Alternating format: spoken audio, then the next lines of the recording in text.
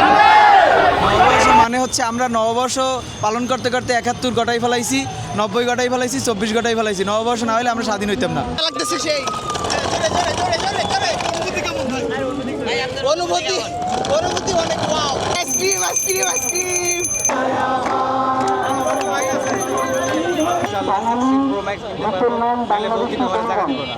কত টাকা লাগছে? আলহামদুলিল্লাহ 2,10,000। আসসালামু আলাইকুম।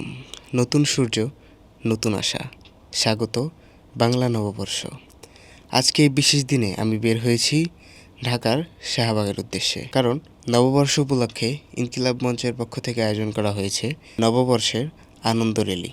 এই র্যালি এটি আমাদের সংস্কৃতি এবং আমাদের শিকড়, আমাদের শৈশবের স্মৃতির এক জীবন্ত প্রতিচ্ছবি। আমি পৌঁছে গেলাম ইনকিলাব মঞ্চের আয়োজিত নববর্ষের আনন্দ র্যালিতে, যেখানে প্রতিটি মুহূর্তে ফুটে উঠেছে বাংলার ঐতিহ্য। সংবিধানের পক্ষ থেকে সংবিধানে কি নববর্ষ আছে? সংবিধানে কি নববর্ষ আছে? নববর্ষ না থাকলে কি পালন করা যাবে? নববর্ষের শুভেচ্ছা পক্ষ থেকে সবার পক্ষ থেকে শুভেচ্ছা, নববর্ষের শুভেচ্ছা পক্ষ থেকে পিলখানার পক্ষ থেকে শুভেচ্ছা, নববর্ষের শুভেচ্ছা। পক্ষ থেকে। আজকে হচ্ছে আমাদের নববর্ষ উৎসব চলতেছে। আসাদ ভাই হচ্ছে কটকটি বিক্রি করতেছে এবং সে বলছে যে আইফোন ছাড়া আর কোনো কিছু দিয়ে সে কটকটি দিবে না। এই এখন হচ্ছে আমি একটা আইফোন 15 প্রো ম্যাক্স নিয়ে যাচ্ছি কটকটি কেনার জন্য। আসেন, আইফোন নিয়ে আসছি, একটু কটকটি দেন। কটকটি না না না না না না না এটা না না কোন সমস্যা নাই। কটকটি কটকটি কটকটি কটকটি। নববর্ষ মানে হচ্ছে আমরা নববর্ষ পালন করতে করতে 71 গটাই ফেলাইছি, 90 গটাই ফেলাইছি, 24 গটাই ফেলাইছি। নববর্ষ না হলে আমরা স্বাধীন হইতাম না। ভাই আমার কাছে কি পাওয়া যেতেছে? আমার কাছে চুড়ি, গলার হার, নাকের ফুল, কানের দুল, তারপর হচ্ছে টিপ, তারপর গয়না ইত্যাদি আমার কাছে সবকিছু পাবেন। আমার তো বউ নাই, কার জন্য কিনবো? হাই হাই রে, এখন এই যে এখানে আসলাম শহরে, আমি গ্রাম থেকে আসছি, মাছ বিক্রি করে দিছে যে আমার শুক্রবারে টাকা আছে। মাছ পাওয়া যাবে? কয় টাকা কামাইছেন? এখন পাওয়া যাবে না, আমি গ্রাম থেকে আসছি, অনেক দূর থেকে, নেত্রকোনা থেকে, কারণ শহরে তো তার টাটকা মাছ পায় না। চারপাশে সবার হাতে গ্রামীণ জীবনের নানান উপকরণ, যেমন পিঁড়ি, মাছ ধরার জাল।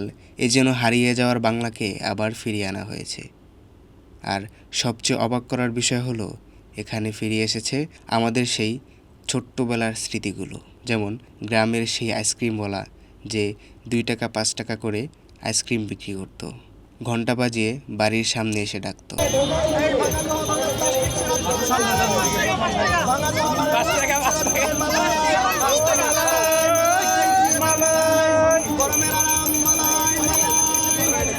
এবং আরও রয়েছে কটকটি বিক্রেতা, যার শব্দ শুনলেই ছুটে যেতাম আমরা। রঙিন ঘুড়ি যা উড়ত নীল আকাশে আর নিয়ে যেত আমাদের স্বপ্নের ডানায়। আর সেই বিখ্যাত বায়োস্কোপ, যেখানে চোখ লাগিয়ে দেখতাম ছোট্ট এক জগৎ, কিন্তু মনে হতো পুরো পৃথিবী যেন ওখানে বন্দি। এই র্যালি এটি আমাদের হারিয়ে যাওয়া স্মৃতিগুলো জীবন্ত করে তোলার প্রচেষ্টা। শহীদ শরীফ ওসমান হাদি, তিনি ছিলেন এক সাংস্কৃতিক লড়াইয়ের অগ্রদূত, যিনি প্রথম আমাদের মাঝে এই চেতনা ছড়িয়ে দিয়েছিলেন। কিন্তু দুঃখজনক বিষয় হলো, এই কালচারাল লড়াইয়ের জন্যই তাকে শহীদ করা হয়েছে। আমরা তার রুহের মাগফিরাত কামনা করছি।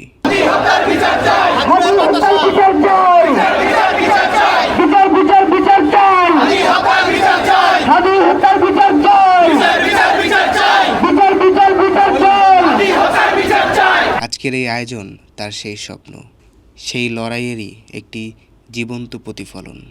ইনকিলাব মঞ্চ এটি আমাদের চেতনা, একটি আন্দোলন, একটি ভালোবাসা।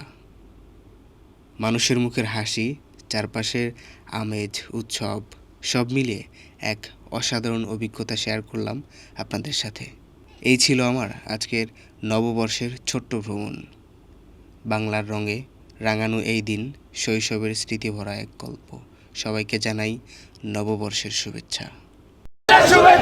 নববর্ষের শুভেচ্ছা পক্ষ থেকে সবার পক্ষ থেকে শুভেচ্ছা, নববর্ষের শুভেচ্ছা পক্ষ থেকে পিলখানা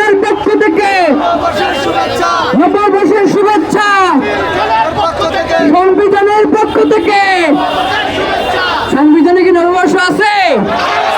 সংবিধানে কি নববর্ষ আছে? নববর্ষ না থাকলে কি পালন করা যাবে? সংবিধানে তো নববর্ষ নাই, এখন কিভাবে আমরা পালন করবো এই নববর্ষ? কৃষক নববর্ষের শুভেচ্ছা 1433।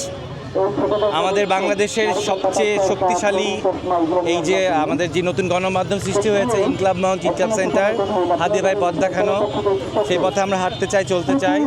বাংলাদেশের প্রত্যেকটা মানুষের কাছে বাংলাদেশের অরিজিনাল কালচার, যেটা রুট লেভেলে যেটা আমাদের সৃষ্টি কৃষ্টি, সেটা পৌঁছে দেওয়ার আমরা চেষ্টা করছি। ইনশাল্লাহ আমরা কামিয়াব হব। ধন্যবাদ সবাইকে।